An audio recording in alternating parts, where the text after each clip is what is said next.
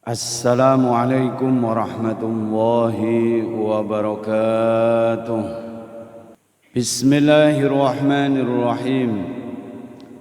Alhamdulillahi rabbil alamin. Alhamdulillahilladzi nazzalal kitaba tibyanan likulli syai'in wa huda wa rahmah wa busyra lil muslimin. والصلاة والسلام على رسول الله بن عبد الله المبعوث بالسنة الطاهرة وعلى آله وأصحابه أولي المناقب الفاخرة في الدين والدنيا والآخرة. فقال تعالى في كتابه الكريم: قل بفضل الله وبرحمته فبذلك فليفرحوا هو خير مما يجمعون. وقال رسول الله صلى الله عليه وسلم: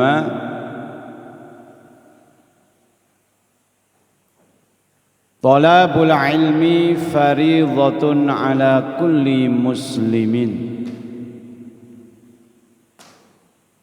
Atau kama qala Rasulullah sallallahu alaihi wasallam. Ma'asyiral muslimin wal muslimat rahimakumullah. Para jemaah yang dirahmati oleh Allah Subhanahu wa taala, wabil khusus kepada para tokoh, baik tokoh agama maupun tokoh masyarakat, DKM beserta jajarannya, semoga kita semua senantiasa diberikan kesempatan oleh Allah untuk bertolabul ilmi dan merasa tidak ada kepuasan dengan ilmu yang sudah kita dapatkan. Artinya kita terus merasa lapar, merasa haus dengan ilmu, sehingga kita akan istiqamah hadir di majelis-majelis ilmu, di masjid ataupun dimanapun tempat. Pada pagi hari ini, marilah bersama-sama kita memuji kepada Allah dengan sifat Rahman dan Rahimnya. Allah senantiasa memberikan kepada kita anugerah yang begitu besar, yakni untuk bertolabul ilmi, menyempatkan waktu untuk Allah Subhanahu wa ta'ala dengan kita datang ke masjid Allah. Ketika seorang hamba ini dia berwudu dengan sempurna, kemudian melangkahkan kakinya ke masjid, maka satu langkah menghapus dosa, satu langkahnya lagi akan menaikkan derajat yang tinggi di sisi Allah. Kemudian ketika dia masuk masjid, niat untuk iktikaf, dia berdoa kepada Allah, melangkahkan kakinya, mendahulukan kakinya yang kanan ketika masuk masjid. Lalu dia sholat 2 rakaat. Setelah itu dia duduk, maka malaikat pun akan mendoakan dia. Allahumma ighfir lahu, ya Allah, ampuni dia. Allahumma arhamhu, ya Allah, rahmati dia. Allahumma tub alaihi, ya Allah, terimalah taubatnya. Doa malaikat tidak akan kita dapatkan di rumah. Doa malaikat kita akan dapatkan ketika kita mau datang ke masjid.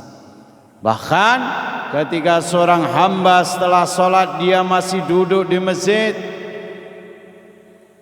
tidak ada obrolan dunia, yang ada mudzakarah agama, yang ada mendengarkan nasihat agama, maka akan terus dihitung pahala sholat. Amin ya rabbal. Salawat serta salam senantiasa kita haturkan kepada junjungan kita Nabi Agung Muhammad sallallahu alaihi wasallam beserta keluarga, para sahabat dan para pengikutnya yang setia sampai hari kiamat. Semoga kita termasuk umatnya yang setia kepada beliau, yang terus tanpa henti membaca salawat kepada beliau. Amin ya rabbal alamin. Mari sama-sama kita buka kitab kajian kita, kitab Bulughul Maram, sampai halaman 180.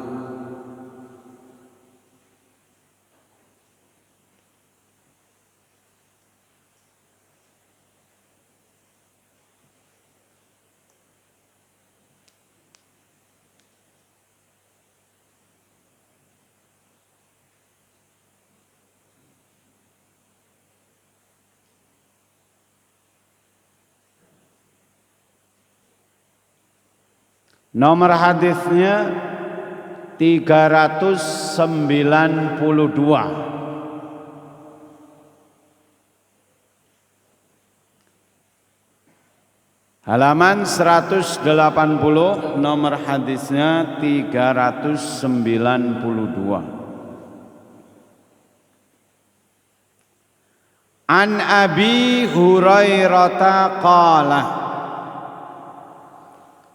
qala Rasulullah sallallahu alaihi wasallam afdhalus salati ba'dal fariidati salatul laili, akhrajahu Muslimun.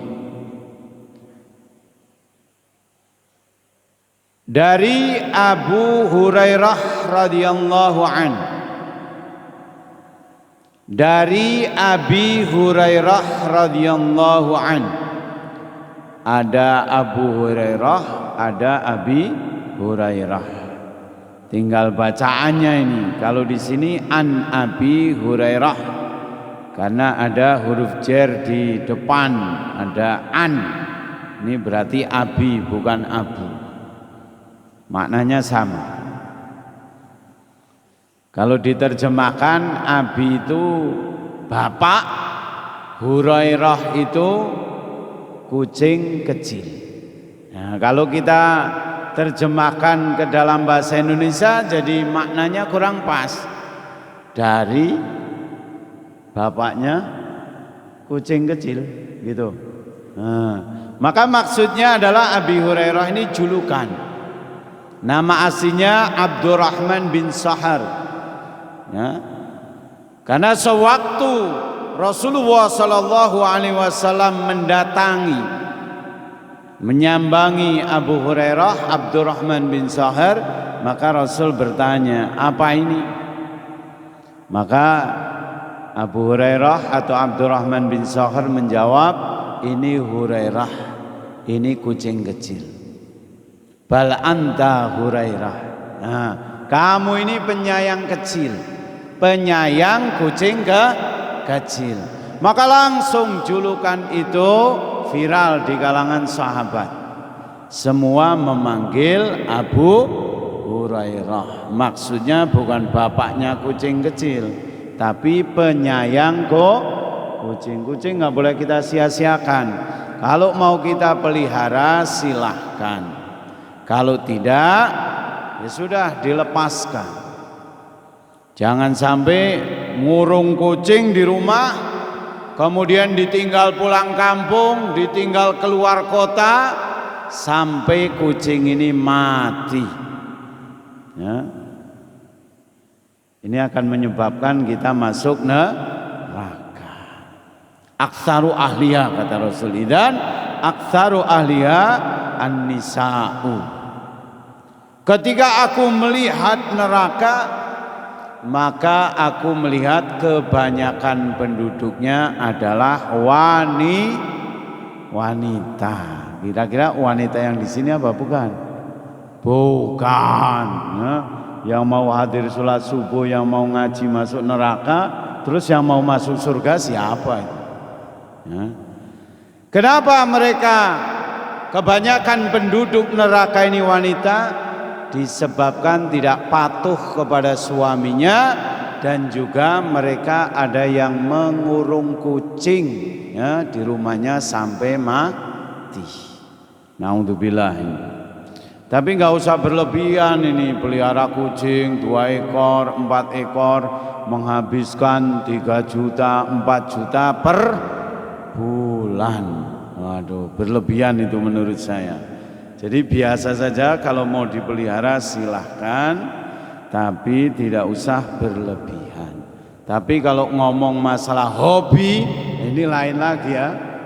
Orang ini kalau sudah jadi hobi, udah seneng, berapapun ia akan keluarkan. Ya, mau manfaat, nggak manfaat dia akan keluarkan. Kalau sudah menjadi hobi ataupun kesenangan. Semoga hobi kita, kesenangan kita ini beribadah kepada Allah. Amin ya rabbal alamin. Jadi julukan ini nggak masalah ini ya. Ada Saifullah, pedangnya Allah. Siapa? Khalid bin Walid. Ini. Atau Sayyidina Umar itu julukannya Abu Hafs, ya. Singa gitu. Beliau tegas. Qala Rasulullah sallallahu alaihi wasallam, Rasulullah sallallahu alaihi wasallam telah bersabda, afdhalus shalah, seutama-utamanya salat ba'dal fardhah, selain salat fardu, setelah salat fardu, salatul lail, ialah salat malam. Seutama-utamanya salat selain fardu ialah salat malam. Hadis dikeluarkan oleh Imam Muslim. Sahih hadisnya. Al-lail yasudu fihi sukunu wa tanamu fihi al-uyun. Malam hari itu diselimuti oleh ketenangan. Semua mata tertidur. Wa yahlu fihi wisalul muhibbin, fayaqumu fihi al-khawasu ala aqdamil ubudiyah wal ikhlasi. Maka orang-orang khusus yang dipilih oleh Allah, mereka akan bangun di malam hari yang sepi. Semua mata tertidur.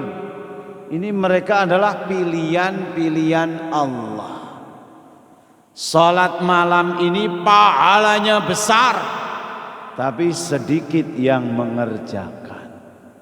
Bahkan ini da'bus salihin, ciri-ciri orang salih, mau bangun di waktu malam untuk mengerjakan salat.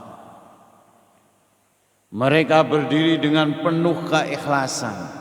Kalau mau pamer, mau riya, ini mau pamer kepada siapa malam hari? Gak ada orang bangun tahajud kemudian dia keluar temui satpam, saya mau tahajud ya, ingat itu. Gak ada, buat apa? Atau ketok-ketok tetangga dulu, ayo tahajud, jarang ini ya. Yang mau ngetok WA ke tetangga.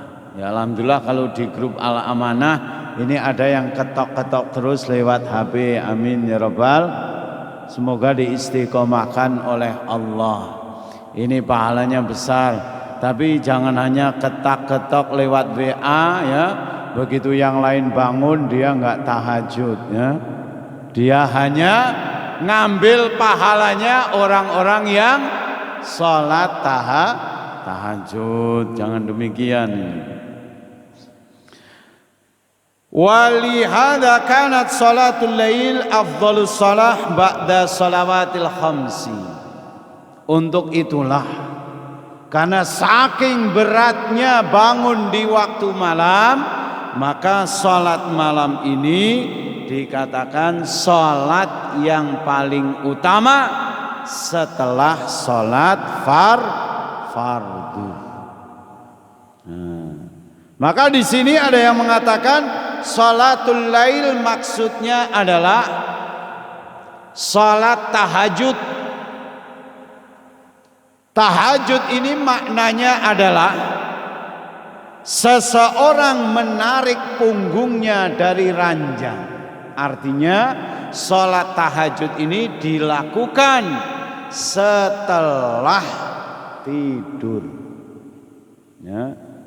Jadi kalau lepas isya belum tidur, ini bukan salat tahajud, tapi masuk kategori salatul lail, seperti salat tarawih. Maka maksud di sini ada yang mengatakan di sini salat lail adalah salat tahajud, atau yang dimaksudkan adalah salat setelah nisful lail, separuh malam, atau maknanya umum. Salatul lail adalah salat di waktu malam. Lepas isya kita salat, ya. Kita belum bisa juga tidur. Nanti malamnya salat taubat, salat witir dan lain sebagainya. Itu juga masuk kategori salatul lail. Salat fi jaufil lail. Salat di tengah-tengah malam. Itu keutamaannya luar biasa. Semoga kita bisa mengamalkan, amin ya rabbal alamin. Jadi tahajud ini bagi mereka yang belum tidur, ini tidak dinamakan sholat tahajud, hanya dinamakan sholat malam atau sholatul lail. Nih ya. Ada orang yang nggak bisa tidur di waktu malam, mungkin kerjanya malam hari, mungkin lagi banyak pikiran, ya, atau mungkin ada yang faktor usia, capek dan lain sebagainya, malam itu nggak nyenyak tidur. Maka kita ambil sisi positifnya, ya. Sisi positifnya bagaimana? Allah memberikan kesempatan di malam hari untuk beribadah. Meskipun ini sebenarnya, ya, kalau kita melihat firman Allah, malam hari ini untuk istirahat. Ya, waj'alna naumakum subata, ini tidur nyenyak ini di malam hari, siangnya untuk bekerja. Harusnya demikian. Tapi kalau malamnya nggak bisa tidur, kita gunakan untuk ibadah. Itu biasanya jadi capek, jadi ngantuk, pengen tidur. Kalau malam hari nggak bisa tidur, kita keluar rumah, lalu kita bawa catur, ya, kita main catur ya sampai pagi, nggak bisa tidur. Nah, tapi kalau kita coba membuka Al-Quran, kita baca Al-Quran, nah ini lama-lama kan terasa ngantuk ini biasanya. Ini satu hadis mengenai keutamaan sholat malam. Rahmat Allah akan turun di waktu malam hari.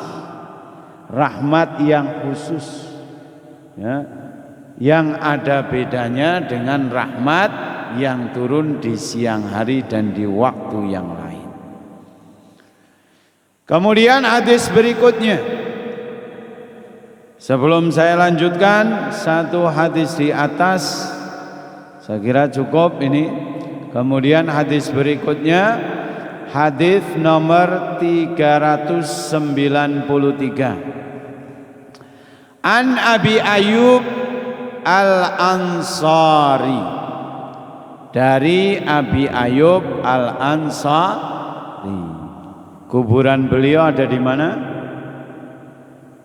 Abu Ayyub Al-Ansari ada di Turki. Ya, luar biasa ini. Jadi beliau meninggal di tengah perjalanan, kemudian terus dibawa sampai ke Turki. Dari situ setelah beliau dimakamkan, dalam sejarah keluar cahaya dari kuburan beliau. Maka orang-orang Turki waktu itu kaget semua ini ya. Dan itu menjadi asbab hidayah, turunnya hidayah di Turki. Ini luar biasa, sahabat matinya saja, meninggalnya mayatnya saja masih menjadi asbab hidayah orang masuk Islam. Lah hari ini kita masih hidup, belum menjadi asbab hidayah umat untuk masuk Islam ya. Makanya terus kita usahakan, kita sharing. Kalau ada kawan-kawan kita yang belum masuk Islam, ini perlu kita ngobrol dengan santai tanpa merendahkan mereka. Nah ini, dan kitanya juga harus siapkan kalau ngobrol dengan orang-orang non-muslim yang diobrolin ini seputar agama, kita pun harus buat persiapan yang matang. Jangan sampai niat kita ini berdakwah malah terdakwah. Niat kita mengajak mereka untuk masuk Islam, tapi malah kita terpengaruh. Ini hati-hati sekali. An Abi Ayyub Al-Ansari anna Rasulullah sallallahu alaihi wasallam qala al-witru haqqun ala kulli muslimin man ahabba ayyutira bi khamsin falyaf'al wa man ahabba ayyutira bi thalathin falyaf'al wa man ahabba ayyutira bi wahidatin falyaf'al. Rawahul arba'ah illa Tirmidzi wa sahhahahu Ibnu Hibban wa rajjahan Nasa'i waqfahu. Dari Abi Ayyub Al-Ansari radhiyallahu an, bahwasanya Rasulullah sallallahu alaihi wasallam telah bersabda, witir itu satu hak. Kalau kita lihat catatannya, hak di sini satu tuntunan yang ringan, bukan satu kewajiban, tapi satu tuntunan yang ringan, maksudnya adalah sunnah. Atas tiap-tiap muslim, laki maupun perempuan. Kalau disebutkan kata-kata muslim, ala kulli muslimin, maka muslimat pun masuk ke dalamnya. Seperti pada awal saya sampaikan hadis, thalabul ilmi faridatun ala kulli muslimin. Mencari ilmu hukumnya wajib bagi setiap orang muslim, yakni muslimatin. Berikut para wanita muslimah. Ini yang disebutkan laki-lakinya muslim, tapi maksudnya adalah muslimun muslimatun, laki-laki maupun perempuan. Kemudian barang siapa suka berwitir 5 rakaat, boleh ia buat. Dan barang siapa suka berwitir 3 rakaat, boleh ia buat. Dan barang siapa suka berwitir 1 rakaat, boleh ia buat. Diriwayatkan oleh imam yang 4 kecuali Imam Tirmidzi dan disahihkan oleh Ibnu Hibban, ditarjihkan oleh Nasa'i kemauqufannya. Hadisnya mauquf sampai sahabat, ya. Tidak sampai marfu kepada Nabi sallallahu alaihi wasallam. Keterangan mauquf, hadis ini sekalipun mauquf terhenti sampai sahabat, tetapi tentang sunnahnya witir 1 rakaat, 3 rakaat, 5 rakaat dan lain-lain, hadisnya adalah sahih. Ini mengenai hadis salat witir. Witir itu artinya apa? Ganjil. Ya. Innallaha witrun. Allah itu witir. Allah kan ganjil. Qul huwallahu ahad. Ganjil. Yuhibbul witra. Kata Rasul demikian. Dan Allah mencintai yang witir. Fa'autiru.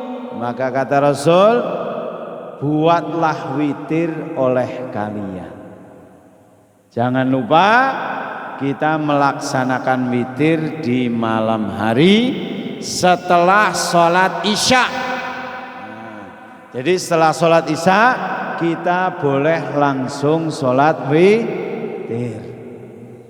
Yang terbaik bagaimana? Ij'alu akhira salatikum bil-laili witran. Yang terbaik adalah menjadikan salat witir ini sebagai penutup salat malam kita. Jadi salat tahajud selesai baru buat witir. Di sini dikatakan mau 3 rakaat silahkan, mau 5 rakaat silahkan, bahkan 1 rakaat pun jadi. Ya. Tapi nampaknya pelit sekali ini. Sholat hanya satu rakaat. Nah, kalau 1 rakaatnya sampai subuh seperti sahabat nggak masalah ini ya. Sahabat ini kalau sholat malam ini tahu-tahu subuh gitu aja. Ya. Sampai ada pengantin baru zaman sahabat ini, malam pertama dia ngomong sama istrinya, sebelum tidur aku sholat dulu. Kata istrinya silahkan. Maka dia ini sholat 2 rakaat, tahu-tahu adzan subuh. Ya. Setelah adzan subuh, sahabat ini nggak kaget, tahu-tahu adzan subuh ini. Belum lagi malam pertama sama istrinya, tidak. Begitu dengar adzan subuh langsung ke masjid. Malam kedua demikian.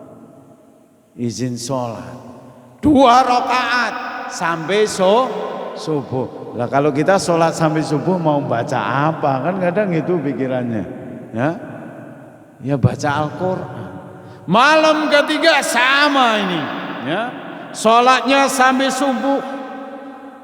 Sekarang kalau kita cerita ada sahabat ini sholatnya sampai subuh, apa yang mungkin? Nampaknya demikian. Mereka ahli ibadah waktu. Maka akhirnya istrinya ngadu ke orang tuanya. Ya, suaminya ini nggak mau ngumpulin saya. Sampai 3 malam dibiarkan begitu saja. Maka orang tuanya ngadu kepada Nabi Sallallahu Alaihi Wasallam. Akhirnya Rasul panggil sahabat ini. Mata kamu punya hak, badan kamu punya hak, istrimu juga punya hak. Ini luar biasa sahabat ini. Amalannya ini luar biasa. Amalannya begitu tinggi, amalannya begitu banyak, sehingga Rasul coba untuk turunkan amalan mereka. Ya, kalau bahasa kita overdosis amalannya. Ya. Nah kalau kita bagaimana ini? kita belum beramal apanya yang mau diturunin. Ini bedanya kita sama sahabat. Ada sahabat yang siangnya puasa, malamnya tahajud terus, nggak pernah tidur, nggak pernah istirahat. Diingetin sama Rasul, yang terbaik puasa ini puasanya Nabi Daud. Sehari puasa, sehari enggak. Sehari puasa, sehari enggak. Kemudian sama, Rasul mengingatkan, mata kamu punya hak, badan kamu punya hak. Ada istirahatnya, seperti itu. Ini sahabat luar biasa ya. Semoga kita bisa napak tilas ya, niru-niru para sahabat. Amin ya rabbal alamin. Jadi sholat witir ini boleh dilakukan 1 rakaat. Nah, satu misal ini 5 menit lagi adzan subuh. Kita belum buat witir, maka 1 rakaat pun diperbolehkan. Maksimal witir ini 11 rakaat. Ya. 11 rakaat. Maka nanti ada hadis Rasul, maka Rasulullah sallallahu alaihi wasallam yazidu fi Ramadan wala fi ghairihi ala 11 ra'atan. Rasulullah sallallahu alaihi wasallam tidak pernah menambah baik di bulan Ramadan maupun yang lain, tidak pernah menambah 11 rakaat. Maka sebagian mengatakan ini salat tarawih hanya 11 rakaat dengan witir, itu rujukannya. Tapi kalau 4 mazhab tidak ada yang mengambil dasar sholat tarawih dengan hadis ini. Tapi mereka mengatakan yang dikehendaki tidak pernah menambah sholat 11 rakaat adalah sholat witir. Rasul sholat witirnya baik Ramadan maupun di luar Ramadan beliau 11 rakaat. Maka tuntunan sholat witir ini tidak boleh lebih dari 11 rakaat. Kalau saya pingin sholat lagi, sholat apa? Sholat malam masih banyak. Ada sholat taubat, mau siang mau malam ya. Kemudian ada sholat hajat, sholat sunnah mutlak dan lain sebagainya. Ini mengenai sholat witir. Fal yaf'al, intinya adalah semoga kita bisa mengerjakan dengan istiqomah. Amin ya rabbal alamin. Sampai di sini ada pertanyaan?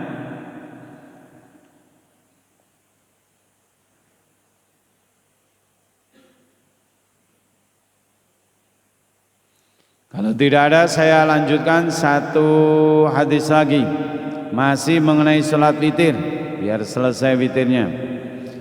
An Ali ibn Abi Thalib qala, laisal witru bihatmin kahaiatil maktubati walakin sunnatun sannaha Rasulullah sallallahu alaihi wasallam. Rawahu Tirmidzi, rawahu Tirmidzi, rawahu Tirmidzi, sama tur tar, wa hassanahu wan Nasa'i wal Hakim wa sahhahahu. Dari Ali bin Abi Thalib ia berkata, bukanlah witir itu kemestian sebagaimana salat yang diwajibkan, tetapi adalah ia satu sunnah yang disunnahkan oleh Rasulullah sallallahu alaihi wasallam. Diriwayatkan oleh Imam Tirmidzi dan dihasankan oleh Nasa'i dan Hakim dan disahihkan oleh Al-Hakim. Ini laisal witru bihatmin, Salat witir itu hukumnya tidak wajib, walakin sunnatun, tetapi sunnah. Maka sama persis dengan makna yang di atas, al witru hakun, ya. Witir itu adalah hak, maknanya bukan wajib, tapi maknanya seperti walakin sunnatun sannaha Rasulullah, tetapi itu adalah sunnah yang dikerjakan, yang disunnahkan, satu tuntunan dari baginda Nabi sallallahu alaihi wasallam. Nih, nah, bisa dipahami ya. Bahkan ketika sholat witir ini merupakan satu kesunahan, maka boleh dilakukan di atas kendaraan. Nah, ini para jemaah pernah enggak melaksanakan sholat sunnah di atas kendaraan? Ini baik dia ini nyetir maupun menjadi penumpang sama, ya. Dulu Nabi Shallallahu Alaihi Wasallam pernah melaksanakan sholat sunnah di atas kendaraan. Sholat sunnah ini pokoknya selain sholat fardu. Ya. Bagaimana tata cara pelaksanaannya? Tata cara pelaksanaannya seperti sholat biasa, kaifa amkana. Apa yang bisa kita lakukan? Kalau bisa berdiri menghadap kiblat silahkan. Seperti kita naik kapal laut. Kalau tidak bisa berdiri, hanya bisa duduk, tidak bisa sujud rukuk sempurna, maka silahkan dilakukan. Allahu Akbar. Ya, baca Fatihah, kemudian membaca Al-Quran, setelah itu rukuk. Ya, agak nunduk dikit, agak bungkuk dikit, kemudian nanti sujudnya lebih bungkuk lagi. Nah, terus kemudian assalamualaikum sampai selesai. Sholat di atas kendaraan. Terus kiblatnya mana? Kiblatnya ke arah yang kita tuju. Ya, kalau dulu zaman sahabat ini mereka pakai onta, mereka pakai kuda. Ya. Jadi ketika arah kompasnya ke selatan, ya sudah, mereka tinggal sholat di atas kuda, di atas onta. Nah, lalu kita ini sekarang ya pakai kuda Jepang, pakai kijang, pakai penter, ya itu, ini nggak masalah. Ya, nanti bisa diamalkan itu.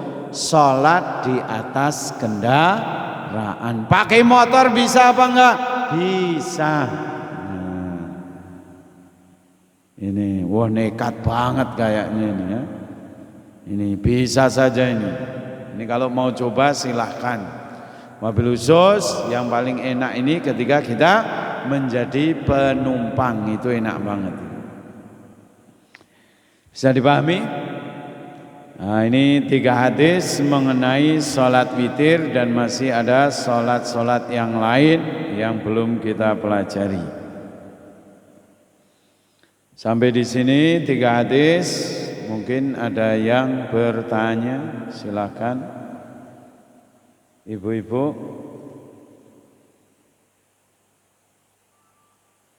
Nggih, Pak, silakan. Waalaikumsalam.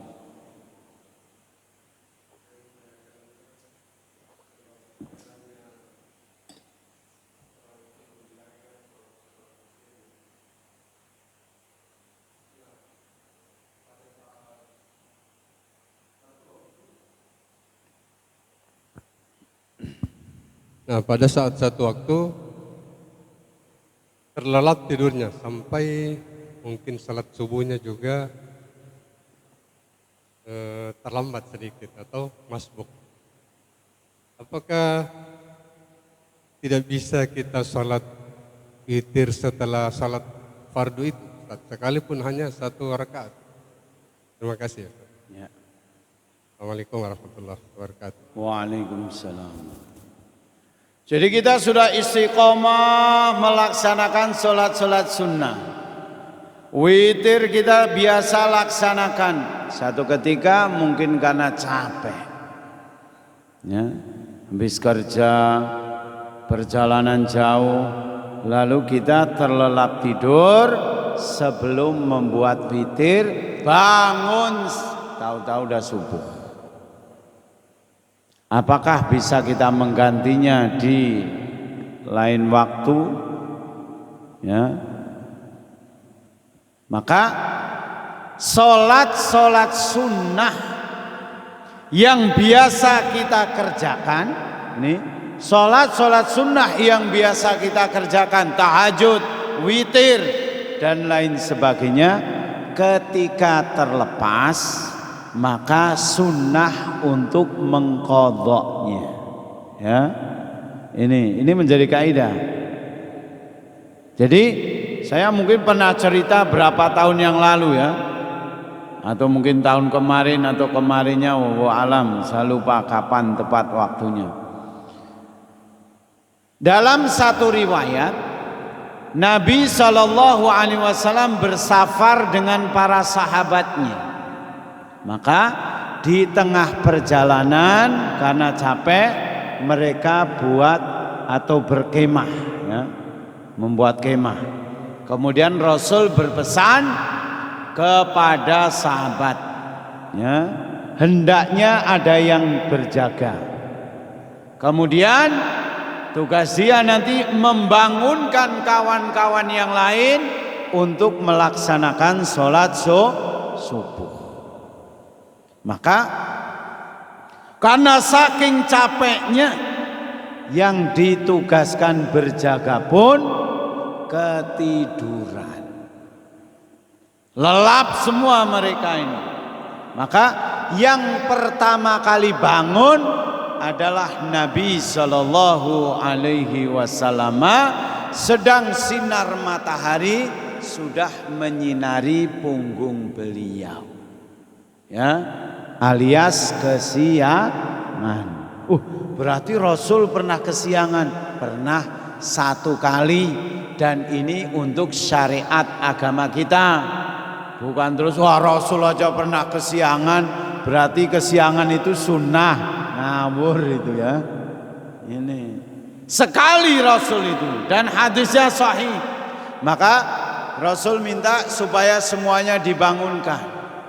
Kemudian setelah sampai tempat yang layak untuk melaksanakan sholat, mereka ambil air wudhu. Kemudian Rasul perintahkan untuk sholat sunnah qobliyah subuh terlebih dahulu. Karena ini sudah istiqomah dilakukan, maka Rasul mengatakan, sudah, kalian sholat qobliyah subuh dulu. Setelah itu baru sholat subuh berjamaah. Maka kalau dalam hukum fikih, seseorang yang terlelap tidur dan tidurnya sebelum adzan subuh, maka ketika dia kesiangan, ya, tinggal mengqadha, karena ini termasuk udzur. Nah, ini menjadi syariat. Maksudnya bagaimana? Ketika seseorang dia telah melaksanakan sholat sunnah dengan istiqamah, witir, satu misal, tahajud, kemudian satu waktu dia tidak bangun, tahu-tahu subuh, bahkan subuhnya terkadang ketinggalan atau masbuk, maka setelah subuh atau siang hari atau pagi hari, silahkan untuk mengqadha sholat witirnya maupun tahajudnya yang sudah istiqomah dilaksanakan. Bisa dipahami, Bapak? Ya. Jadi kalau nggak istiqomah, nggak pernah sholat witir, nggak pernah sholat tahajud, lepas subuh kok sholat, Ditanya sholat apaan? Mengqadha sholat tahajud. Padahal tidak pernah tahajud. Ini nggak ada kesunahan. Ataupun seseorang sakit, bukan karena terlelap tidur. Seseorang sakit sehingga dia tidak bisa bangun melaksanakan sholat witir atau sholat sunnah yang biasa dia kerjakan, maka malaikat akan tetap mencatat pahala sholat yang biasa ia kerjakan ketika dia sakit atau di dalam perjalanan, sehingga nggak sempat buat amalan yang biasa ia kerjakan di rumah, maka pahalanya tetap mengalir. Ini fadl anugerah daripada Allah Subhanahu wa ta'ala. Dan itu bukan hanya khusus witir atau sebelum subuh 2 rakaat. Sholat sunnah semuanya. Biasanya kita masuk ini, kemudian sholat tahiyat masjid istiqomah. Ini langsung iqamah, nggak sembat. Maka nanti sholatnya setelah sholat fardu, silakan. Sholat qobliyah kita istiqomah biasanya. Pas kita masuk masjid sudah iqamah, maka boleh kita ganti, kita qadha sholat qobliyahnya setelah sholat fardu. Ini fadl anugerah kemurahan Allah Subhanahu wa ta'ala, ya, yang diberikan oleh Allah, juga diberikan oleh Nabi kita Muhammad sallallahu alaihi wasallam. Bisa dipahami Bapak? Nah, ini luar biasa sekali. Oke, silakan. Assalamualaikum warahmatullahi wabarakatuh. Waalaikumsalam. Saya tanya Pak Ustaz, adakah perbedaan salat lail dan salat tahajud? Yang kedua, praktek salat witir kalau 5 rakaat, apakah dua kali dua tambah 1 ataukah bagaimana itu Pak Ustaz? Terima kasih. Perbedaan sholatul lail dengan sholat tahajud. Kalau sholatul lail yang dimaksudkan adalah sholat di malam hari, ya, maka semuanya masuk kategori sholatul lail. Baik sholat witir, sholat sunnah mutlak, mau sholat apa saja, yang penting dilakukan di malam hari itu sholatul lail. Berarti sholat tahajud karena dilakukan di malam hari masuk juga kategori sholatul lail. Tapi perbedaannya adalah sholat tahajud harus dilakukan setelah tidur.